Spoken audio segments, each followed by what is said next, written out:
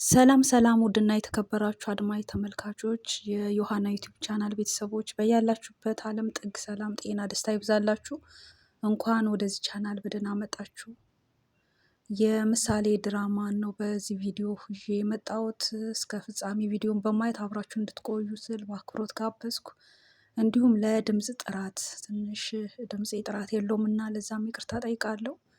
እንግዲህ በዚህ ክፍል እንደተመለከትነው የነ ሞገስ እና የሉላ ጠበቃ እንግዲህ ጉዳያቸውን ለማስፈጸም ተፍተፍ እያለ መሆኑንና በዛ ጉዳይ ላይ ደግሞ መፈረም ያለባቸው ቦታ እንዳለ እየነገራቸው ያው ከጥቂት ጊዜ በኋላ ደግሞ ባለ ንብረት እንደሚሆኑ ንብረታቸው በከፊል እንደሚመለስ አይነት ተስፋ እየሰጣቸውም ነበር።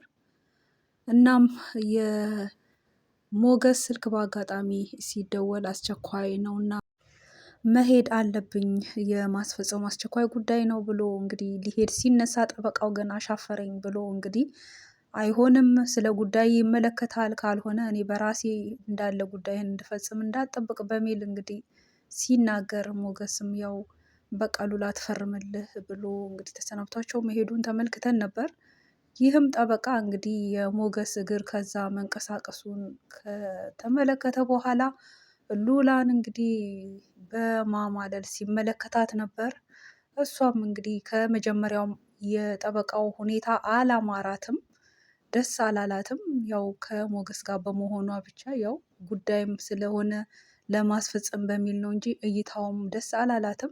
እናም ደግሞ መቅረቱንም ከሱ ጋር መቅረትና መፈረሙንም አልፈለገችም። ነገር ግን ያው ሞገስ ስላዘዛት ብቻ እሺ ብላ ተቀብላ እንግዲህ ተቀመጠች። ከዛም ደግሞ እንግዲህ እዛው ሊያስፈርም የፈለገው ሰውዬ ብሎም ወደ መኪና ውስጥ እንሂድና እዛ መኪና ውስጥ ነው ወረቀቱ ያለው በሚል እንግዲህ ላሰበው አላማ እንዲመቸው ወደ መኪና ውስጥ ይዟት ሄዶ ከዛም ደግሞ እስከ ቤት እንደሸኛት ከዛ ከበርም ሳይሄድ እንግዲህ ተከትሏት ወደ ቤትም እንደገባ አይነት ነው እንግዲህ የተመለከትነው። አልፎም እንግዲህ አልጋ ላይ እስከ መቀመጥ ድረስ አብሯትም እንግዲህ ለመተኛት እስከ መከጀል እናም ደግሞ ጉዳያቸውን ለማስፈጸም ባለው ሂደት የሚያስፈልገውን ሁሉ ብር እንግዲህ ሳይከፍሉ እሷ ግን ያው ባላት ነገር ተጠቅማ እንግዲህ ይህንን ገንዘብ ሳይከፍሉ እንደሚያስፈጽምላቸው አይነት ይህን እድል ተጠቀሚ በሚል እንግዲህ በብዙ ቃል ሲናገር ነበር።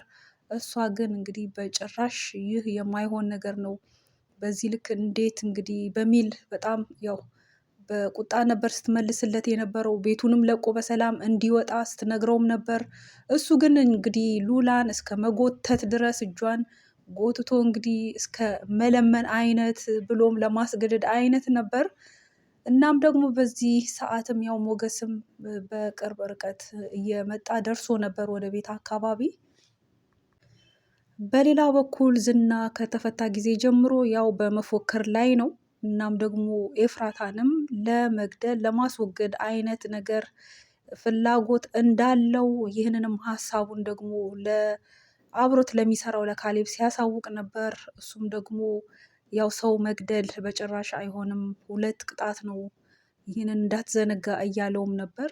ያው እነሱ አንድ ሰው ወንጀል ሲሰራ ማለትም እነሱም ወንጀለኛ ሆነው ነገር ግን ከነሱ ጋር በወንጀላቸው የማይተባበር ሰው ወይም ደግሞ ከነሱ ስር ያፈነገጠ ሰው ካለ የሚቀጡት ቅጣት አለ። ያም ቅጣት እንግዲህ ያው የተለያየ የቅጣት አይነት ነው፣ በጣም ከባድ የሆነ ስለሆነም በህይወት ግን ያንን ሰው አኑሮ መቅጣት ነው አላማቸው። እናም በዚህ ሂደት እንግዲህ እንቀጣታለን እንጂ ከባድ የሆነ ነገር አንፈጽምም እያለውም ነበር ካሌብ የሚባለው ማለት ነው። እናም ደግሞ ሌሎችንም ቢሆን ማስወገድ አለብን፣ አደገኛ ሰዎች ናቸው እስከ ማለት እንግዲህ ዝና በጣም ፈርቷል። በቀጣይ ሊሆን ያለው ነገር አሳስቦታል እና ከዚህ ሁሉ ስጋት ነፃ ለመሆን እንግዲህ መወገድ አለባቸው ብሎ ሲጠይቀውም ነበር። ካሌብም ማታ ላይ አሳውቅሃለሁ በሚል ነው እንግዲህ ምላሽ የሰጠው። ነገር ግን ኤፍራታን ያው ላይ ገድሏት የሚገባውን ቅጣት እንድትቀጣ በህይወት ኖራ የሆነ ቦታ ብቻ ተወስና እዛው ቅጣቷን እንድትወስድ አይነት መመሪያ ነው እንግዲህ ያወጣው። ያንንም ለማድረግ እንግዲህ ማህሌትን ይዘሻት እኔ ያለውበት ቦታ ድረስ ይዘሻት ነይ ሲል አሳስቧት ነበር።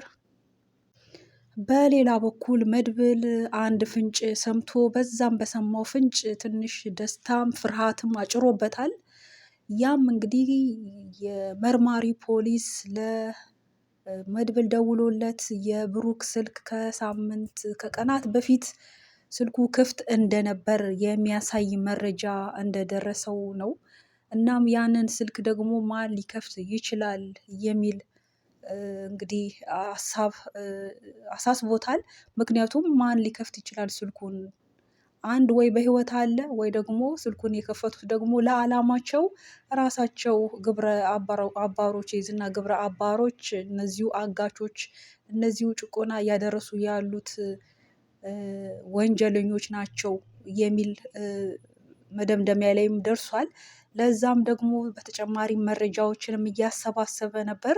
እንዲሁም ደግሞ ምሳሌንም እንግዲህ ጠርቶ ሲጠይቃት እዛ እሷ ታግታ በነበረችበት ጊዜ በዛው አካባቢ በዛ ቤት ማ ነበር፣ አካባቢው ምን አይነት ነበር የሚለውንም መረጃ ከእሷ ሲጠይቃት ነበር። ያው እሷም ልጅ እንደመሆኗ አግተዋት በነበረ ጊዜ ከባድ ጉዳት ምንም አይነት ጉዳት እሷ ላይ አላደረሱም። የሚገባትን ምግብ እየሰጧት ውሃም በወቅቱ እየሰጧት ስትታመምም ሐኪም ቤት ድረስ እየወሰዷት ነበር። እናም ደግሞ አየርም እንድትወስድ በሚል ግቢ ውስጥም እያንቀሳቀሷት እንደነበር ተመልክታለች። ያም ግቢ ደግሞ በጣም ሰፋ ያለ እንደነበር እንዲሁም ደግሞ አንዳንድ ሰዎችን በዛ ግቢ ውስጥ እንግዲህ እንዳሉ አንዳንድ ፍንጭ ያየችውን ነገር ተናግራም ነበር ምሳሌ። መድብልም ከዚህ ንግግሯ ተነስቶ እንግዲህ ያው በልጅ አንደበቷ ያየችውን ነገር የተናገረችውን ከዛም ተነስቶ እንግዲህ ይዤሽ ቤት ታሳይኛለሽ ወይ ታውቂዋለሽ አካባቢውን ሲላት ነበር። ነገር ግን አካባቢው የምታውቀው እንዳይደለ ነው። እናም ግን ያው በደፈናው እሱም በባለፈው ክፍል እንደተመለከትነው ሲከታተላቸው እንደነበር ተመልክተናል። ኤፍራታን አግተው ይዘዋት በሄዱ ጊዜ በባጃጅ ሆኖ ከኋላ ሲከታተላቸው ተመልክተን ነበር። እናም ከዛም እንግዲህ መረጃ እንዲሁም ደግሞ ምሳሌም ከነገረችው መረጃዎች ከዚህም ከዛም እንግዲህ እንዲሁም ደግሞ ያ እሱም ሊረዳው ያለውም ሰው ደግሞ ኤፍራታን ማን ነው ምሳሌን አስፈትቷት አድኗት የነበረውም ልጅ እንግዲህ እሱም በተጨማሪ ያየው አካባቢ አለ። በዛ መሰረት እንግዲህ አካባቢውን እንደሚወሩትና ኦፕሬሽን እንደሚያደርጉ በዛም ሀሳብ ደግሞ መድብል ለሞገስ እንግዲህ ሀሳቡን ነግሮት ነበር። ሞገስም ፈርቷል። ምክንያቱም እንደዚህ አይነት ነገር ውስጥ እጁን ማስገባት አይፈልግም፣ መሞት አይፈልግም፣ ጉዳት እንዲደርስበት አይፈልግም። ለሚወዳት ለሉላ ሲል መኖርን ይፈልጋል። ከዛም አንጻር ያው ፍርሃት አለበት። እናም ይህ ፍርሃቱ እንዲያስወግድና ይልቁንስ አንድ ነገር ላይ ለመድረስ ጀግና መሆን እንዳለበት አይነት አበክሮ አሳስቦት እንደምንም ብሎ እንግዲህ ሞገስ በዚህ ሀሳብ እንዲስማማ አሳምኖት ነበር።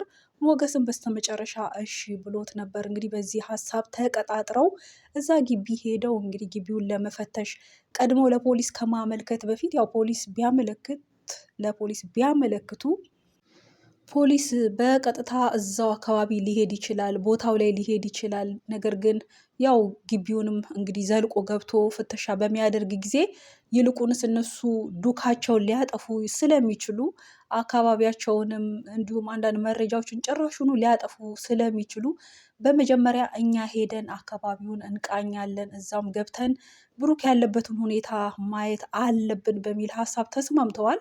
እንግዲህ በቪዲዮ ላይ እንደተመለከትነው ያው ፊቱን ባያሳዩም ብሩክ በዛ ውስጥ በስቃይ ላይ እንዳለ ነው። በህይወት ብሩክ አለ፣ ነገር ግን በስቃይ ውስጥ እንዳለ ነው የሚያሳየው። እና ምንኛ ክፉዎች እንደሆኑ ምንኛ በጭካኔ የተሞሉ እንደሆኑ እናም በእነሱ ሀሳብ የማይስማማ ሰው ሲኖር በምን አይነት ቅጣት እንደሚቀጡ የሚያሳየውን በከፊል በቪዲዮ ላይ አሳይተውን ነበር። እናም ብሩክም በዛ አይነት ሁኔታ ውስጥ እንዳለ ነው እንግዲህ የሚያስረዳው። በሌላ በኩል መርዙ የተባለው ደላላ ትንሽ ለድራማው ድምቀትን የሚሰጥ አይነት ሰው ነው። እንግዲህ እሱም ያው ቅድስትን ወድጄሻለሁ እያለ ነው። መለስ ብሎ ደግሞ ዳጣንም ሲያያት እንዲሁ ወድጄሻለሁ ይላል። ያው ደላላም እንደመሆኑ ያም ይህም ያምረዋል፣ ይቀበጣጥራል። ቅድስትም ያው እንኳን እሱ ልትወደው ይቅርና እሷ የምትወደው ሰው ግን የጠፋባት ሰው እንዳለ እንደምትጠብቀው ያንን ሰው እንደምትፈልገው እንደምትወደው አይነት ስትገልጽለት ነበር። ያም ሰው ያው ብሩክ ነው። ለዛም ደግሞ እንግዲህ እኔ ቢያንስ ባለውለታሽ ነኝ፣ ውለታው እያለው ምሳሌ እንድትገኝ ቢያንስ ጥቆማ አድርጌያለሁ እያለም ሲቀበጣጠር ነበር። በሌላ በኩል ዳጣ እንግዲህ አርፋ የማትቀመጠው አሁን ሰብሰብ ብላ አርፋ ተቀምጣለች፣ ተወስናለች። ምክንያቱም እጅጉን ፈርታለች። ዝና ከተፈታ ጊዜ ጀምሮ እንደ ልብ መንቀሳቀሱን እጅግ ፈርታለች። ምክንያቱም ታውቀዋለች፣ ከዚህ በፊት በእጁ ገብታ እንዴት እንዳሰቃያት ታውቀዋለች። የጭካኔውን ጥግ የምታውቀው ስለሆነ ያው እሱ ታግቶ በነበረበት ጊዜም ያደረገችውን ነገር ስለምታውቅ እጅጉን ሰግታለች። እንግዲህ በቀጣይ እነ መድብል ተሳክቶላቸው ያንን አካባቢ እንግዲህ ኦፕሬሽን እናደርጋለን፣ ዘልቀን እንገባለን፣ ያለውን ነገር እንቃኛለን ብለዋል። ይሳካላቸው ይሆን ወይስ እነ ዝና ያሰቡትን አሳክተው ሊያደርጉ ሊበቀሉ ያሉትን ይበቀሉ ይሆን የሚለውን በአጠቃላይ በቀጣይ ክፍል የምናይ ነው የሚሆነው። የምናጋራችሁም ይሆናል ቀጣዩን ክፍል። እስከዛው እንግዲህ ደህና ቆዩ። በዚህ ሰናበታችኋለሁ። ስለተከታተላችሁ ከልብ አመሰግናለሁ።